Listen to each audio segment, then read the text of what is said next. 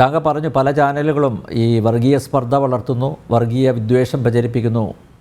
നിർഭാഗ്യവശാൽ ഞങ്ങൾക്കെതിരെ പിണറായി സർക്കാർ 3 കേസുകളാണ് എടുത്തിരിക്കുന്നത്. എനിക്കെതിരെയും കേസുണ്ട്. ഇതാണ് പ്രധാനമായി അതിൽ കുറ്റം ആരോപിച്ചിരിക്കുന്നത് വർഗീയ വിദ്വേഷം വളർത്തുന്നു എന്ന രീതിയിലാണ്. പ്രത്യേകിച്ച് ആ കളമശ്ശേരി ബോംബ് സ്ഫോടനം നടന്ന സമയത്ത് ചില പരാമർശങ്ങൾ ആങ്കറുടെ ഭാഗത്തു നിന്നുണ്ടായി. അതിൻ്റെ പേരിൽ കേസെടുത്തിട്ടുണ്ട്. എൻ്റെ മൊബൈൽ ഫോൺ പോലും കേരള പോലീസ് പിടിച്ചുകൊണ്ട് പോയി.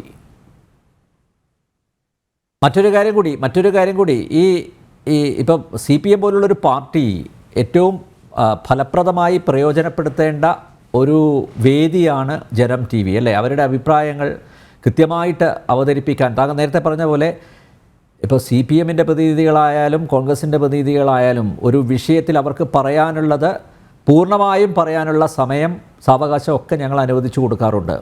താങ്കൾ പറഞ്ഞത് 100% ശരിയാണ്. കാരണം അങ്ങനെയുള്ള ഒരു സമീപനമാണ് ഞങ്ങൾ തുടക്കം മുതൽ സ്വീകരിച്ചിരിക്കുന്നത്.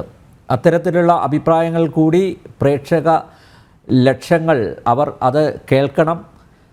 അതാണല്ലോ ജനാധിപത്യത്തിൽ അതിൻ്റെ ഒരു സൗന്ദര്യം. അതാണല്ലോ എല്ലാ അഭിപ്രായങ്ങളും വരട്ടെ എങ്കിൽ മാത്രമല്ലേ അത് പൂർണ്ണമായിട്ടും ആ അഭിപ്രായം സ്വരൂപിക്കുന്നതിൽ നമുക്ക് അങ്ങനെയുള്ള പ്ലാറ്റ്ഫോമുകൾ പരമാവധി പ്രയോജനപ്പെടുത്തുക, അവസരം കൊടുക്കുക.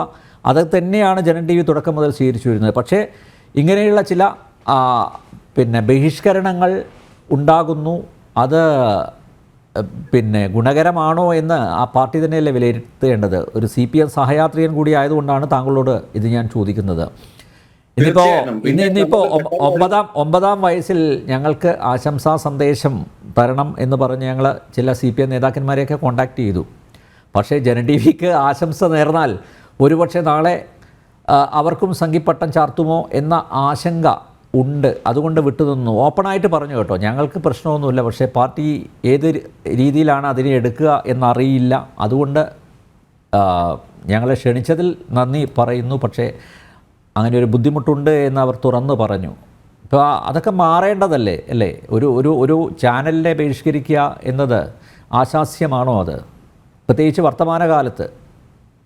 തീർച്ചയായിട്ടും ഇതുകൊണ്ട് ഉപജീവനം കഴിക്കുന്ന ആളുകൾക്ക്, പരാന്നഭോജികൾക്ക്, യോസഫ് ബ്രോഡ്സ്കിയുടെ വാക്കെടുത്ത് പറഞ്ഞു കഴിഞ്ഞാൽ സോഷ്യൽ പാരസൈറ്റ്സിന് ചിലപ്പം അത് ആപ്ലിക്കബിൾ ആയിരിക്കും. കാര്യം അവരെ സംബന്ധിച്ചിടത്തോളം ഉദരനിമിത്തം ബഹിർകൃത വേഷമാണ്. അവരെ സംബന്ധിച്ചിടത്തോളം ചില കാര്യങ്ങളുണ്ടാവും. പക്ഷെ നമ്മളെയൊക്കെ സംബന്ധിച്ചിടത്തോളം നമ്മളൊക്കെ ജോലിയിൽ ജീവിക്കുന്ന ആളുകളാണ്. പണിയെടുത്ത് തന്നെ കഷ്ടപ്പെട്ട് തന്നെയാണ് ജീവിക്കുന്നത്. അതുകൊണ്ട് നമുക്ക് ആരെടുത്ത് ഉത്തരവാദിത്തം ഉള്ളതെന്ന് വെച്ച് കഴിഞ്ഞാൽ, എന്നെ സംബന്ധിച്ചിടത്തോളം എൻ്റെ വിദ്യാർത്ഥികളോടാണ് എനിക്ക് ഉത്തരവാദിത്തം പ്രധാനമായിട്ടുള്ളത്. വേറെ ആരെന്ത് പറഞ്ഞാലും നമുക്കതൊരു വിഷയമല്ല. പിന്നെ ഒരു ബോൾഡ്നെസ് വേണം, ധൈര്യം വേണം.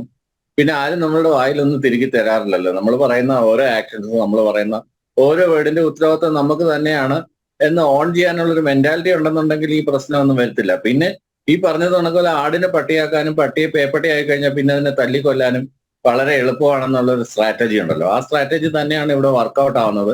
ഇതെല്ലാം വരുന്നത് അസഹിഷ്ണുതയുടെ പുറത്ത് തന്നെയാണ്. അങ്ങേയറ്റത്തെ അസഹിഷ്ണുത അതൊരു ഡെമോക്രാറ്റിക് സൊസൈറ്റിയിൽ ഒരിക്കലും ന്യായീകരിക്കാൻ ആവുന്നതേ അല്ല. ഒരു കാരണവശാലും ഒരു ഡെമോക്രാറ്റിക് സൊസൈറ്റിയിൽ അസഹിഷ്ണുത ന്യായീകരിക്കാൻ പറ്റത്തില്ല. We need to study tolerance. അതാണ് അതുമായിട്ട് ബന്ധപ്പെട്ട് എനിക്ക് പറയാനുള്ളത്.